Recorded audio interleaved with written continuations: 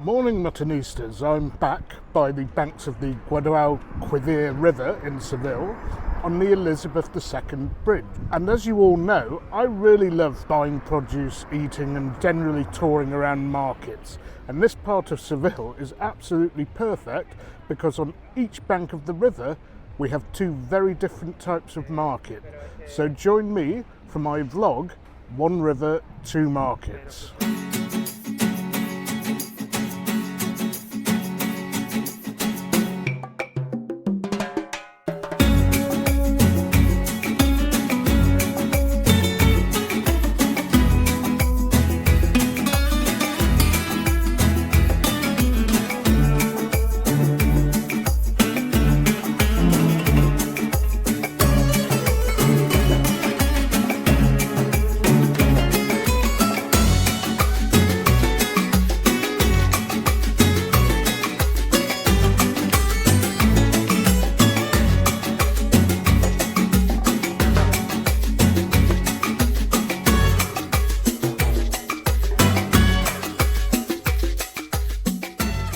So before we actually get down to the business of eating and buying stuff in the market, I just want to show you around the more traditional of the two markets, the Mercado de Triana, which is of course on the Triana side of the bridge. The second market is called the Mercado de Lonja, which is more of a gourmet market, a bit like the Mercado de San Miguel in Madrid. Now that isn't open yet, I'm a bit early. The Mercado de Triana is open early because people buy stuff here to take home, you know, their groceries and this stuff. Market is actually built on the ruins of an old castle, the Castillo de San Jorge.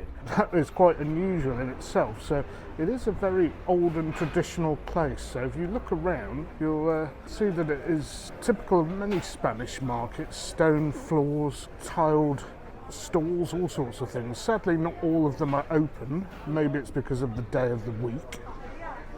But there's the usual selection of produce for people to buy and take home. And as you might have noticed from other vlogs, in Spain they are massively bigger eaters of shellfish and fish than certainly the UK, because obviously our coastline isn't long enough. And look at these vibrant fruits and vegetables. They are absolutely wonderful.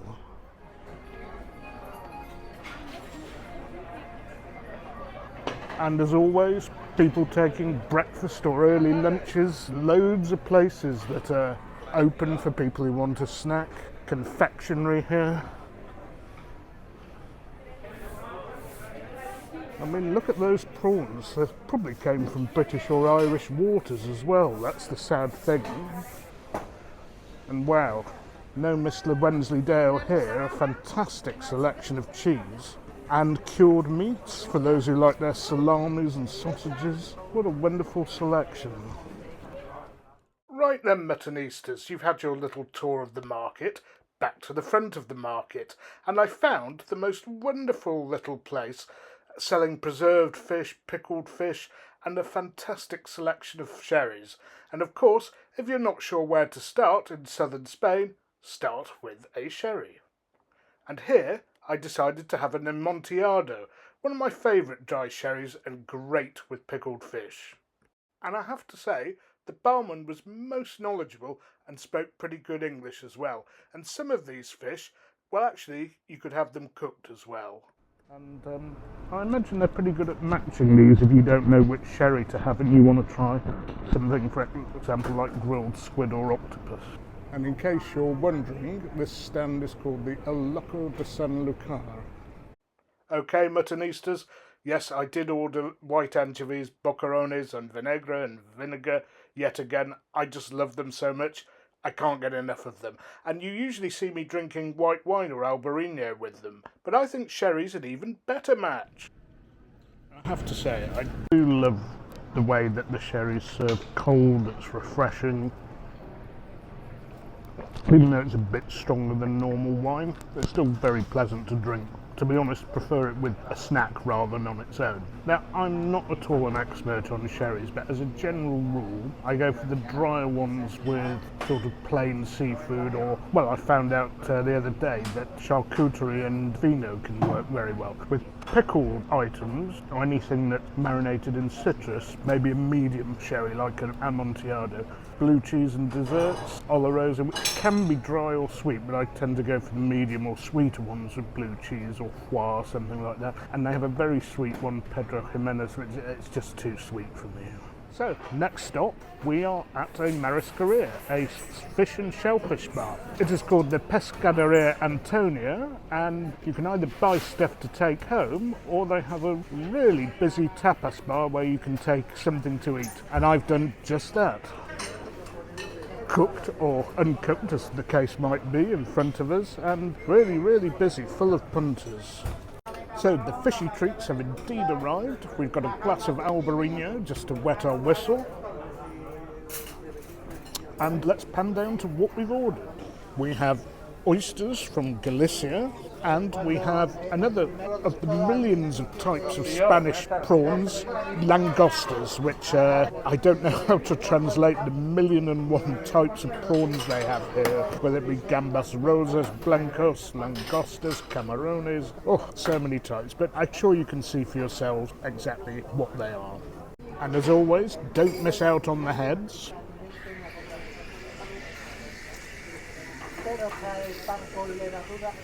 If I were to forget to have the heads, the Cardinal Mendoza certainly would be having a word with me about that. So, as usual, a little close-up of the peeled item, big, fat and meaty, but is it fresh and tasty? Grilled with a little olive oil and salt, that's all you need. Well, not quite all you need, because you need something to take a quick slurp of.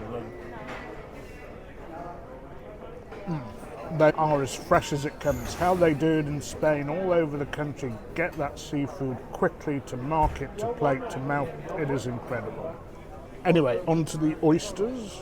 Again, I mean, these are not like wildly exotic pieces of seafood, but it's just the sort of good fresh stuff that you can get in a market. And of course, whilst I need no excuses for this sort of lunch, the best sort of thing to take in a market is stuff that's at its best when it's absolutely at its freshest. So seafood is always a good choice here. So let's give them a try. Slurp number one, rich and meaty, full of the taste of the sea, and a bit of citrus of course. And slurp number two, a beautiful combination. Anyway, I'll get cracking on these. I can't eat these one-handed, and I'll be back with you when we're ready to go to our next stall. Okay, some of you have probably been complaining, oh, what's Mutton doing? He's always having seafood and vegetables and white wine. Just for you, you carnivores, I have come to a very high quality ham and pork shop. Time for a bit of meat, time for a bit of red wine. So this is called the Jamoneria Jose Luis Romero. It's an enormous ham shop in smack bang in the middle of the market, and they've got all sorts of interesting pork products, some quality shellfish stuff as well, mainly tin stuff, and more importantly, an enormous selection of wines available by the glass. And needless to say, they have a couple of my favourite items on the menu. But first let me explain the wine I'm taking, Pago de Cerces from Navarra, which is a wine region that I don't normally order from, but this is a very interesting wine. It's not expensive at all. If you see a bottle of it, worth buying. Okay, you won't be shocked, folks, to see I've gone raw again. Here we've gone for Carpaccio of Presa Iberico. If you've seen my other videos, you'll have seen me eating it before, but it is one of my favourites, with a little bit of cheese grated on top of it, and a little bit of truffle here, I might add.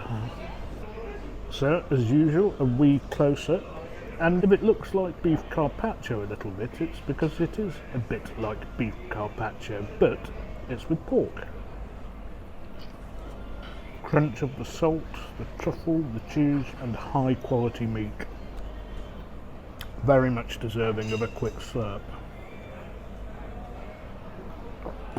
And I have to say, the pork carpaccios I have here, for me they're always better than the beef ones, and there's probably a good reason for that, and that is because the beef that's used for the carpaccios is never as high a grade. The grade of pork used here is Cerdo Iberico, which is the top grade of beef. I think is rarely used for carpaccio. And of course, those of you who don't eat beef, this is a treat for you. If you envy people eating beef carpaccio, well, there's something better here you can eat. And I must add again that a raw pork dish is something that's good to take in a market. Again, quality, fresh produce. Market to plate to mutton's mouth. And of course, as followers of this channel will know full well, I love my raw food and I just can't get enough. So the next dish was indeed rather odd.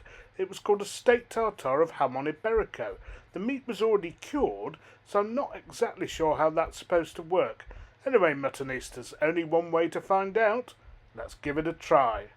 With mustard first. Very tasty, a bit salty because of the nature of the meat involved. I think the Presa, the Carpaccio, was the outstanding choice, but this in itself is pretty decent. So for those of you scared of eating fully raw pork like I've just had in the Carpaccio, this might be a better choice because the meat is actually cured, but still utterly delicious, more than worthy of a quick slurp. And I'll finish this off, and we might just slip in one more dish at this market before we take a break and very briefly investigate the other market, which is not quite as good as this in my opinion.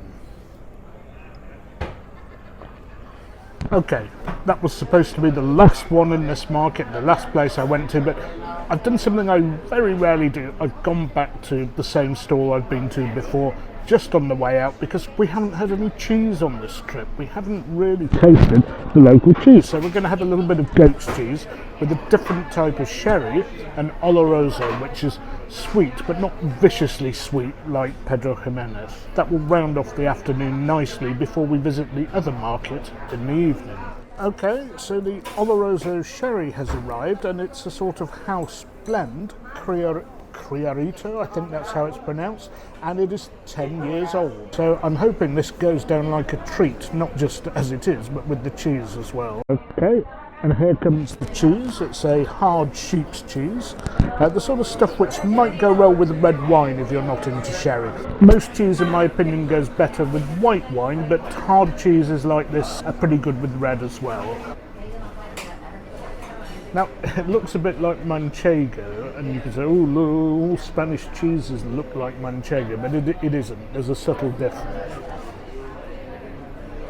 It starts off fairly mild, but it's got quite a strong finish. It doesn't have the nuttiness that manchego has, but given the beverage that's accompanying it, maybe not a bad thing.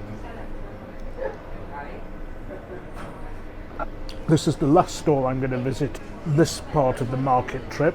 I'll see you later in the day for the trip to the other market on the other side of the river, the Mercado de Lonja.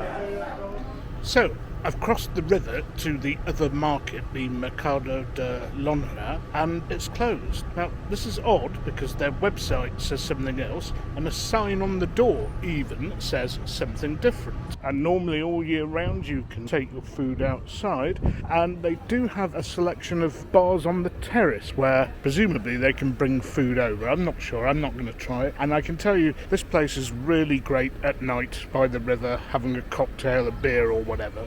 So there we are, disappointing at the end. The outside terrace is still open for business, great place to have a drink. Anyway, at least we put together a great first innings in the Mercado de Triana, and this actually brings an end to my Iberian adventure, and I'm going to be heading back to Old Blighty pretty soon after this, so I hope you've enjoyed all my footage from Portugal and Spain. Please remember again to like, share and subscribe. I'm going to leave you now, see you on the next one, and of course, don't forget, you can't beat a bit of mutton.